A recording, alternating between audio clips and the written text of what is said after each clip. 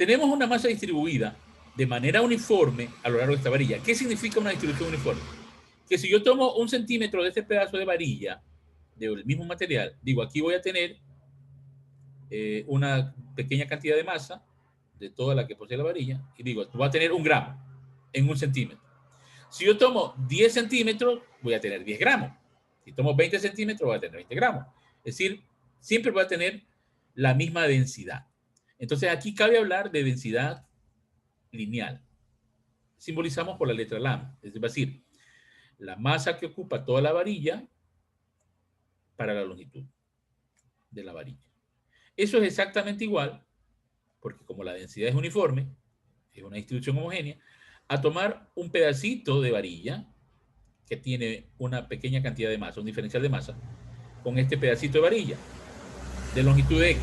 Entonces, esta longitud es un diferencial de longitud X.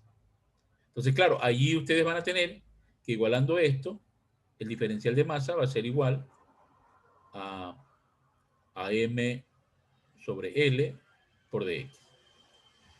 Y eso van a tener que aplicar cuando digan el momento de inercia de esta varilla con respecto al eje O, va a rotar respecto al eje O, va a ser la integral de R cuadrado de M, que era la definición.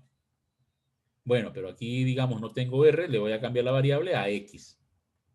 Entonces va a ser la integral de X al cuadrado,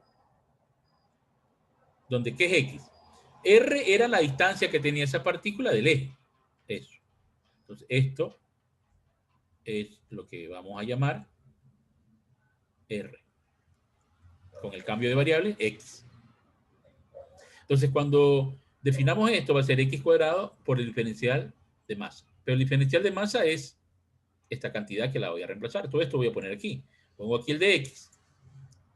Y acá voy a poner lambda. Porque lambda era M sobre L. Y esto es una constante. O sea, si usted conoce la masa de la varilla y la longitud de la varilla, esta es una cantidad conocida. Es constante. Si es constante, puede salir de la integral. Entonces pone lambda afuera de la integral. Entonces tiene que resolver esto, ¿no? Tiene que resolver esto entre dos límites. Entre el límite inferior y el límite superior. ¿Y cuáles son esos límites?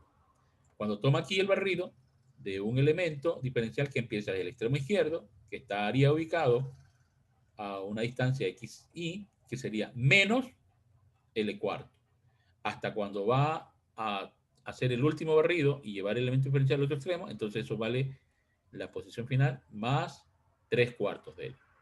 Entonces hay que poner esos límites y operar, resolver. Bueno, teniendo claro qué es lo que vamos a hacer, entonces apliquemos. El concepto de densidad lineal nos llevaba entonces a valorar que este diferencial de masa iba a estar sustituido por el correspondiente valor lambda, o sea, densidad lineal, esto es lambda, M sobre L, que es constante, sale la integral, evaluado con la función X cuadrado y de X. El de X viene de acá, pues. Y los límites, el XY, que viene desde menos L cuarto, que era esto, hasta más L cuarto. Porque acuérdense, estas cantidades que estoy poniendo de X y XF es lo que para una posición cualquiera, esto marcaba la distancia desde el eje a donde se encontraba ese elemento de masa. Eso significa X. Entonces, ese X es variable, ¿no? Todo el barrido de la varilla va desde menos L cuarto a 3L cuarto. Entonces, resuelvo la integral, le queda X al cubo dividido para 3, el factor ML, y los límites correspondientes. Ahora, evalúa primero el límite superior, elevado al cubo le da 27 sobre L al cubo. Bueno, 27 por L al cubo, dividido para 4 al cubo, que le da 64, ¿no? Y luego tiene menos el valor de la función evaluado en menos L cuarto. Entonces, como tiene un valor negativo, este exponente sigue siendo negativo. Y con el menos de la fórmula se hace más. Le queda entonces L al cubo sobre 64. Suma eso y le da el momento de inercia para este caso donde el eje de rotación de la varilla está en el punto O. A L cuarto del extremo izquierdo. Entonces tiene este valor, 7mL cuadrado sobre 48. Suponiendo que la masa vale 0,3 kilogramos y la longitud de la varilla es de 1 metro, reemplaza, ¿no? 7 sobre 48, la masa, la longitud de la varilla, elevado al cuadrado le da 0.044 kilogramos metro cuadrado, que son las unidades del momento inerte. Eso es mucho, eso es poco. Con respecto a si el eje es otro, veamos. Siempre, siempre, el momento de inercia es mínimo, es el menor de todos de este cuerpo cuando el eje está pasando por el centro de masa. Y el centro de masa, sabemos que si tenemos una varilla de masa distribuida uniformemente, el centro de masa va a estar en la mitad. Y ahí es de esperar que el momento de inercia de este cuerpo, con este eje, sea el menor de todos, o sea, salga menor que este valor. Es lo que podemos decir a priori. Va a aplicar la misma fórmula, la misma definición del momento de inercia.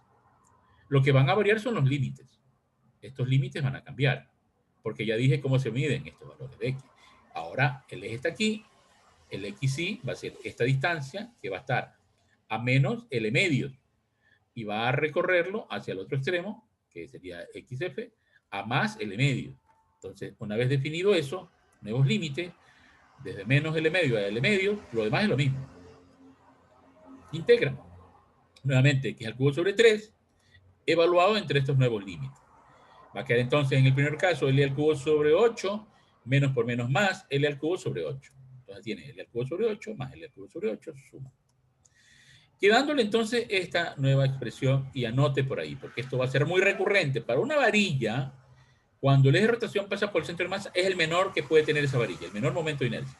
¿Y cuánto vale? 1/12 de su masa por la longitud de la varilla al cuadrado. Si es cualquier otro eje, como en este caso, que pasa por el punto O, ubicado a esta distancia, de L cuarto, del extremo izquierdo, vale esta cantidad.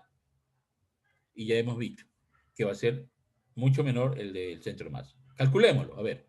Reemplaza la masa, la longitud y les queda 0,025. ¿Sí o no? Mostrado que es menor que 0,044. Ahora, ¿qué sucede si ustedes quieren calcular para el extremo? Bueno, como el momento de inercia es la resistencia que ofrece el material a cambiar su estado de rotación, y esto es una medida de cómo está distribuida la masa alrededor del eje, pues mientras más lejana esté la masa, mayor momento de inercia tiene. Entonces, es de esperar, a priori, que este es el momento de inercia que mayor ofrezca la varilla, ¿no? El que el eje está en uno de los extremos va a ser el más grande de todos, inclusive que el de O, porque la masa está más alejada del eje. Veámoslo. ¿En qué se diferencia? En los límites, ¿no? ¿Cómo van los límites? Bueno, va el primer elemento diferencial que está justamente en el eje. ¿Cuánto vale X? 0, porque la X es la medida del eje al punto. Y está aquí, 0. Cuando el punto, el elemento diferencial de masa, o sea, este elemento diferencial, lo lleva hacia el otro extremo, ¿cuánto alcanza? L. Entonces va a barrer desde 0 hasta L. Y allí tiene la integral, un valor que le sale, anótelo por allí también, que sale 1/3 de ml cuadrado. O sea, que este momento de inercia, cuando el eje pasa por el extremo, o cualquiera, sea el izquierdo o el derecho, vale siempre 1/3. 4 veces más que el que tenía por el centro de masa. O sea, si va a ver este, 4 veces más, le da 1/3. O sea, es mayor en el extremo. Calculémoslo. Nos sale 0,1, ¿no? El mayor de todo.